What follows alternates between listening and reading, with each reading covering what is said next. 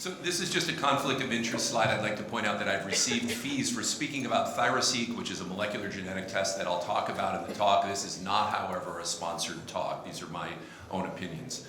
Val Calvi told me early that he and I would do gladiatorial combat tomorrow to discuss whether RFA should be done in the operating room versus the ambulatory setting, so I wanted to just do a public service announcement.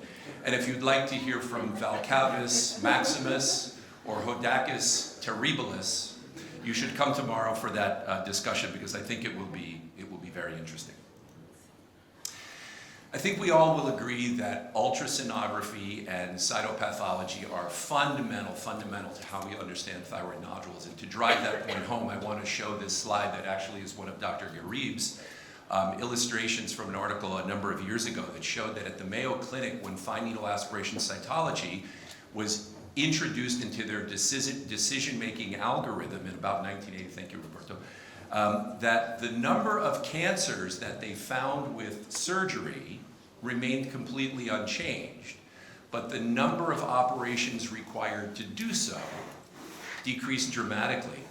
And I will make the same argument to you that molecular genetic testing does exactly that. It helps us with preoperative risk stratification so that we can give treatment to people who most need it and avoid treatment which effectively is unnecessary.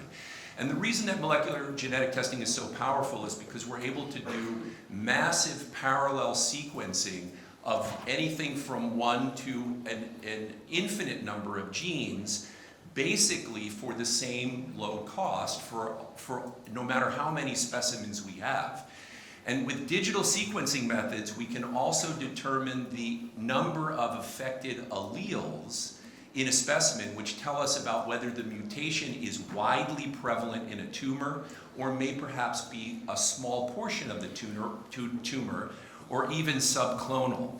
And because these methods employ very short sequence reads, they are very amenable to assays in less than optimal specimens, like wax-embedded, paraffin-embedded specimens, or even stained microscope slides, making it available for a wide range of specimen types.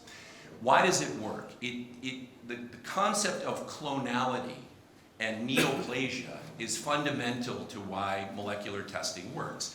And we all understand that a neoplasm typically, canonically, starts as a single cell with a genetic endowment that divides into daughter cells that are identical. The daughter cells then divide, and through this process of division, a tumor is formed where all of the cells in the tumor have the same clonal heritage, because that's what we're looking at with molecular diagnostic testing. And if one of those cells contains a BRAF V600E mutation, as we all know, that tumor will look like a classic variant papillary cancer. If the mutation is something like a RAS or related mutation, these tumors will develop along the line that includes benign follicular adenoma, atypical adenomas, NIFT-P, follicular carcinomas, but the concept is that these neoplasms all share a common genetic ancestor, so the mutation is widely expressed throughout the tumor. This is very different from hyperplasia, which is a bunch of cells that organize themselves into a nodule. And hyperplastic nodules will not become invasive unless there is a clonal event that replaces the hyperplastic nodule. 90% of what we see when we're looking at thyroid nodules are these completely benign hyperplastic nodules. But it's the 10% of nodules, which is where all the action is, because these are the neoplasms, these are the cancers, and these are the ones that we need to focus on. We've done that through the last decade or so with very powerful studies that have looked at the genomic endowment of many different types of cancer. In this case, this is the Thyroid Cancer Genome Atlas Project, published in 2014, a foundational and fundamental study that looked at about 500 early-stage papillary thyroid cancers with a variety of genomic and proteomic methods, and was able to identify about 98% of all of the tumor driver mutations in all of these cancers. And what we learned is that they could be segregated into 3 very discrete groups of somatic mutations, also called point mutations, single nucleotide variants, gene fusion products, and copy number alterations. And the majority of papillary cancers are driven by these somatic mutations, and you know about these, you've heard about them. The most common is the BRAF V600E mutation, followed by the RAS mutation. Gene fusions you've probably heard about also, RET-PTC mutations, PAX8-PPAR gamma, NTRK fusions. These are the common fusion mutations. And a smaller but not insignificant number are described by copy number alterations, where you have loss of entire chromosomal arms, or the gain of chromosomal arms, and another very important type of mutation. And this type of analysis has now been reproduced in follicular cancers, in Hürthle oncocytic cancers, in poorly differentiated anaplastic cancers, medullary cancers. And where we are in today's world is that, can I go back? We have a very, very deep and very profound understanding now of the genomic environment of basically all thyroid cancers, and we know which mutations are the most potent drivers of oncogenesis, the weakest drivers of oncogenesis, and those that are more intermediate. So I want to talk a little bit about how we can use molecular strategies for better understanding benign nodules, cytologically indeterminate nodules, and cancer. So let's talk about benign nodules first. We've seen a couple of different cytology grading scales. Bethesda is the one we use in the United States. I think it's known to most people. And whatever scale you use, rating system you use, I think we can all agree that negative cytology should be consistent with a histologically, a surgically benign nodule. And there should be a very low false negative rate. That's about 3% in the published studies for the Bethesda system, but that can vary. In the real world practice, though, we know of many instances where benign cytology is not consistent with a surgically benign nodule. And here's a very nice study that came from the University of Pisa, from Dr. Basolo's group in 2014, where they looked at about 1,300 cancers, of which 65 had falsely negative cytology, incorrectly negative cytology. And you can see the distribution of the cancers that were present in this group of 65. They then went on to look at the genetic analysis in 54 of these 65 falsely negative specimens, looking specifically for BRAF mutations and RAS, which is what we were able to do in 2014. And what they found was that about 40% of these tumors either demonstrated a BRAF or RAS mutation. So a non-trivial number of cytologically benign specimens are actually going to be clonal neoplasms, and in this case, cancer. Using more modern methods in a more recent study, this is from the University of Pittsburgh, looking at about 800 histologic thyroid nodules. 121 of these had molecular findings on the fine needle aspirate. So what were they? Predominantly RAS mutations, many BRAF mutations, and surprisingly, some of these specimens, these benign specimens, were actually quite high-risk genetic markers. So this is very worrisome. There was some surgical follow-up in 35 operated cases. They found that about half of these nodules were actually malignant, and you can see the malignancies that were there. But again, the issue is that molecular genetics can continue to refine the negative predictive value of cytology and identify cancers and neoplasms that would otherwise be missed. A real-world example from my practice. 31-year-old woman with a mildly symptomatic 3-centimeter nodule. You can see it in the ultrasound.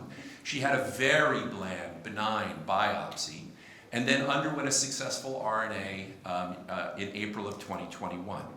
A year later, she had an excellent outcome, nearly an 80% volume reduction. You can see the nodule has become very small in the ultrasound on the right. And then 8 months after that, she called me and she said, hey, there's something going on, my neck is enlarged. So we got another ultrasound and you can see there's something abnormal going on in that left lobe. So there are a few things we could have done at this point, but what we did was, we did molecular genetic testing on the original benign FNA. And what we found was, she had a Dicer1 mutation, expressed at very high allelic frequency.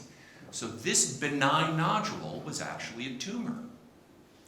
She went to surgery, she had a left lobectomy, and fortunately the left lobectomy is benign. But the take-home point is that this is a failed RFA because of a recurrence of a benign clonal neoplasm that was missed on the original pre-treatment cytology. Here's a case that Mark Lupo presented at the ATA meeting in 2021 of a 42-year-old woman with a cystic nodule, and you can see medially in the cyst, there's a solid area. The cyst was drained, the solid area was biopsied, the solid area was benign, and then shortly thereafter the cyst reaccumulated. It was drained again, and it reaccumulated a second time. And at that point she was offered an ethanol ablation. And she had an excellent outcome in about 3 months with symptom reduction, resolution of the nodule. Looks good, except 3 years later, she showed up with this. And what you can see here is a very worrisome looking nodule in that previous cystic space. That nodule was biopsied. This time it was suspicious for malignant cells. And she went for a left lobectomy, and that demonstrated a 3.3 centimeter partially encapsulated, poorly differentiated thyroid cancer. Terrible. Molecular testing on the surgical specimen showed what is basically a very high-risk genetic profile. And when they went back and looked at the originally benign biopsy and did molecular testing retrospectively, they found the same genomic profile in that benign specimen. So this is a failed ethanol ablation due to clonal expansion of, in this case, a highly worrisome tumor that was missed by the original benign cytology. I stole this slide from Yuri Nikiforov because it makes a very elegant point that if the false negative rate of cytology is 3%, and the false negative testing of third generation molecular tests is similarly 3%, combining them decreases the false negative rate to less than 1%. So the questions that we should ask is, should we be doing molecular testing in every benign specimen? Absolutely not. The better question is, which are the benign specimens that would benefit from molecular testing? And I think common sense really rules the day here. When you see a bad-looking nodule that's benign, or a nodule that clinically you have concerns about that is cytologically benign, this, if it's available, may be an excellent alternative. The problem with molecular testing is it's not yet widely available to everyone.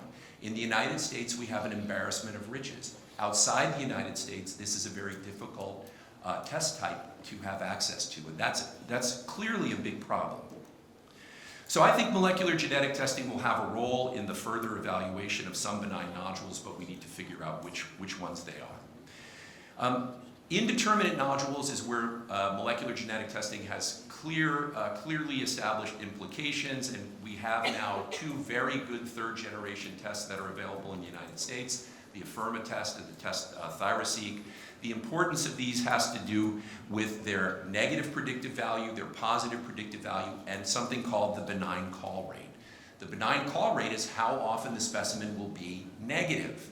And when you have a negative specimen, that means the risk is so low that you can watch that patient in lieu of surgical management. The other important thing is the negative predictive value, which I mentioned is about 3 or 4% effectively equivalent to benign cytology. Benign call rates will vary based on cytology category, but the important thing to realize is that even with a benign call rate of 68%, 1 minus 68% is 32%. 32% of these nodules will have an actionable finding, a positive finding that will tell you whether the tumor is high risk, low risk, or intermediate risk, which is exactly what I'm showing here in this strategy. Where certain genetic signatures are very high risk associated with the most aggressive tumors, there are high risk markers like BRAF V600E, intermediate risk markers like RAS mutations and other fusions, copy number variations, and also gene expression alterations, all of which are highly informative. So can we ablate a Bethesda 3 or Bethesda 4, an indeterminate nodule, with negative molecular testing? Well, I told you that negative molecular testing is basically equivalent to benign cytology. So I think the answer is yes in that case.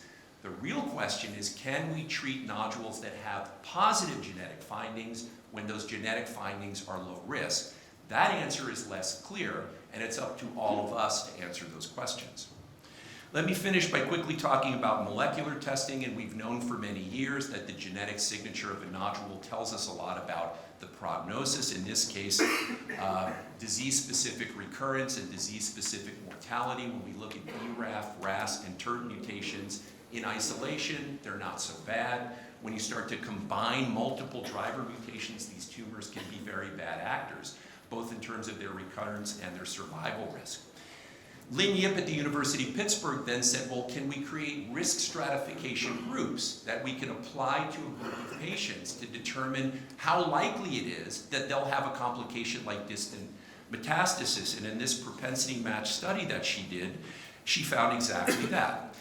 The frequency of metastasis will be dependent on what the risk of metastasis is based on the study population. But the point of the slide is to show that there are beautiful stratification between the high-risk group, the low-risk group, and the intermediate group. And this has now been reproduced by others looking for recurrence risk. Here's another very nice study looking at over 500 retrospective consecutive patients with cancer applying the same molecular risk groups, and you see exactly the same thing. The risk of recurrence can be nicely stratified based on the genetic signature of the tumor. So their conclusion is that using modern comprehensive genotyping, thyroid cancers can be categorized into 3 novel molecular risk groups that are significantly associated with recurrence, even on short-term follow-up. So I think it's clear that we can identify the cancers for which the risk is too high to offer thermal ablation or any kind of ablative method.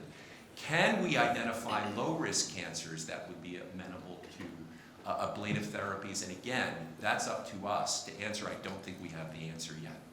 So in summary, I'll say that molecular genetic testing can add important information, even in the case of benign cytology. Incorporation of molecular testing into the selection of these nodules is critical, and whatever else you may think about my presentation, you have to admit, this is very interesting stuff.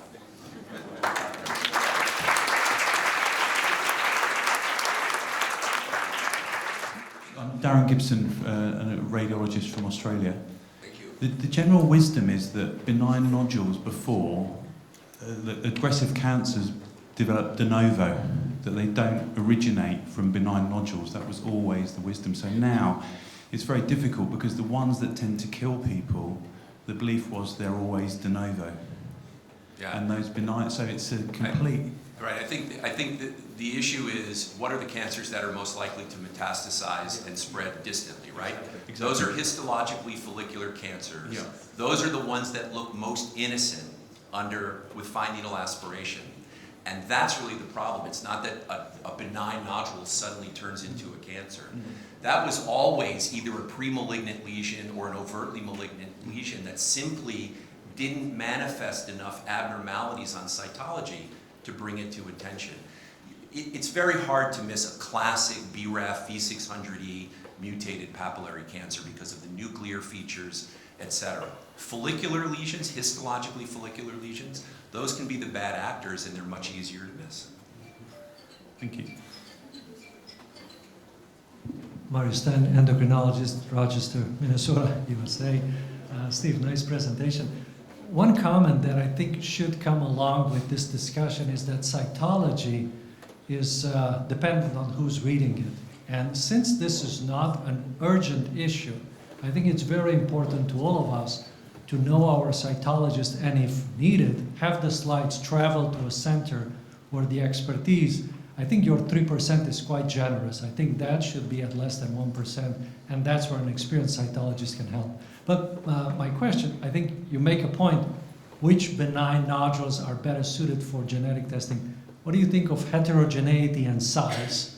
Do you think that the combination of the two should lead to that approach, molecular testing? Yes. Yes is my answer. Steve, Greg Randolph from Boston. Steve, beautiful lecture as always, a very complicated area, and you're bending us to take genetic testing not just to diagnose malignancy, but then to prognosticate about it, which would impact on degree of surgery and so forth. I wanted to just have you comment on medullary carcinoma specifically as a malignancy that has real big deficits cytologically and is beautifully diagnosed molecularly. Maybe you would comment on that. Yeah, I mean, I think, there's some literature that's published that shows that medullary cancer can be misdiagnosed. I think the statistic I remember is 14 or 15% of the time is a benign nodule. The point that Dr. Randolph is quite correctly making is that even if it's missed on cytology, you will catch it if you look at the genetic analysis, because the genetic basis for medullary cancer is very well defined. How can you apply molecular genetic testing if you have a falsely benign specimen? It's going to boil down to something that creates an index of suspicion that you have to have. So don't believe benign cytology if what you see with your eyes is bad clinical behavior or a bad appearance on ultrasonography.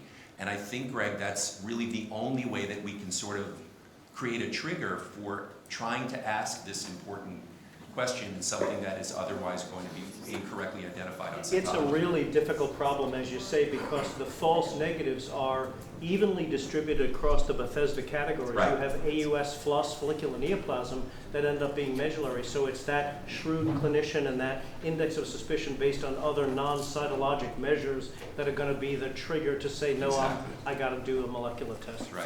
Thank you very much. I don't think we have time for your question. Maybe we can address it at the panel. Thank you, Steve, for a very nice discussion.